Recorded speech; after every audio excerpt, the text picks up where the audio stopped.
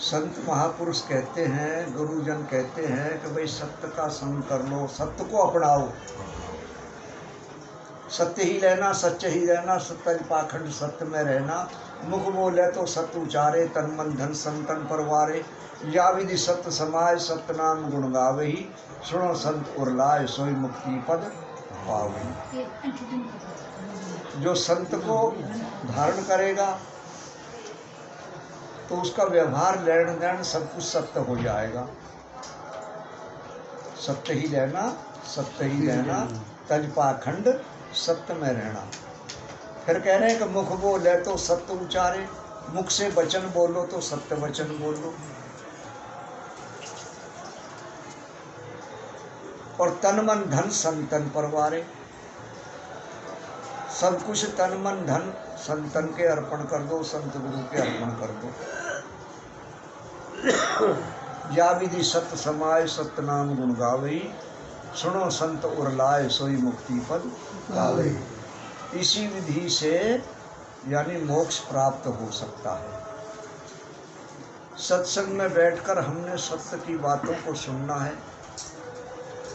सत्य धारण करने के साथ साथ अपने विकारों को भी छोड़ देना है। हमारे अंदर विकार क्या है? काम, क्रोध, लोभ, मोह, राग, द्वेष, निंदा, ईर्ष्या, छल, कपट।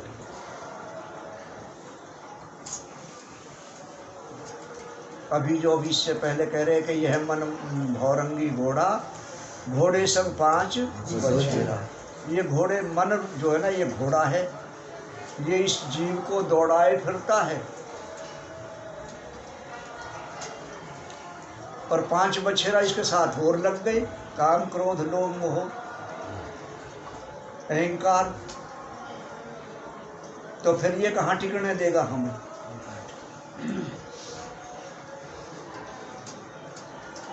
तो सत्संग के अंदर बैठने का फायदा, गाने का फायदा जब ही है कि जब हम सत्य को अपना लें और विकारों का त्याग कर दें।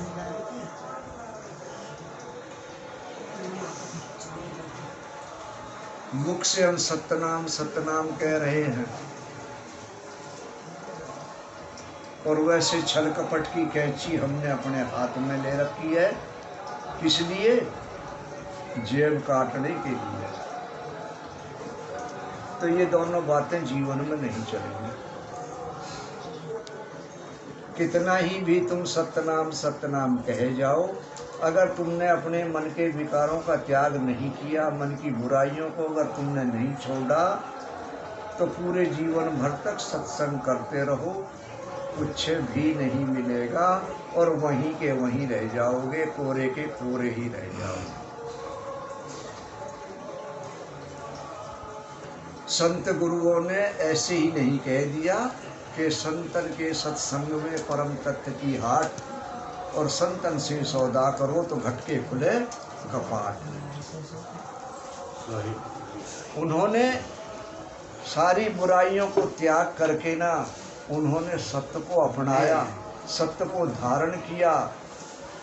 दया, क्षमा, शील, विवेक, विचार, इन सद्गुणों को अपनाया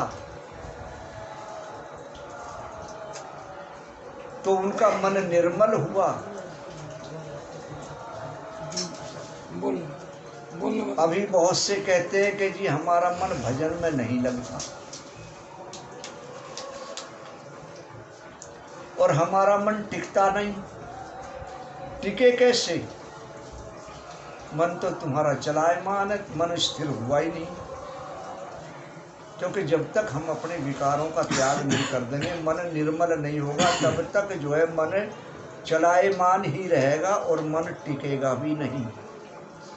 खूब सत्संग, खूब नाम सुमरण पर बैठ करके भी देख लो, मन टिकेगा जब हम अपनी बुराइयों को छोड़ देंगे।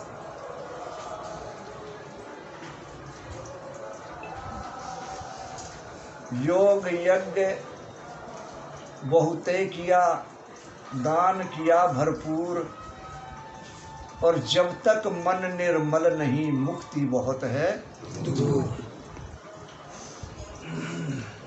हमने अपने जीवन में खूब यज्ञ कर लिए, खूब दान पुण्य कर लिया, खूब तीर्थों का भ्रमण किया, लेकिन मन हमारा निर्मल नहीं हुआ तो मुक्ति की आस करना ही बेकार है, अर्थात मुक्ति नहीं पाओगे।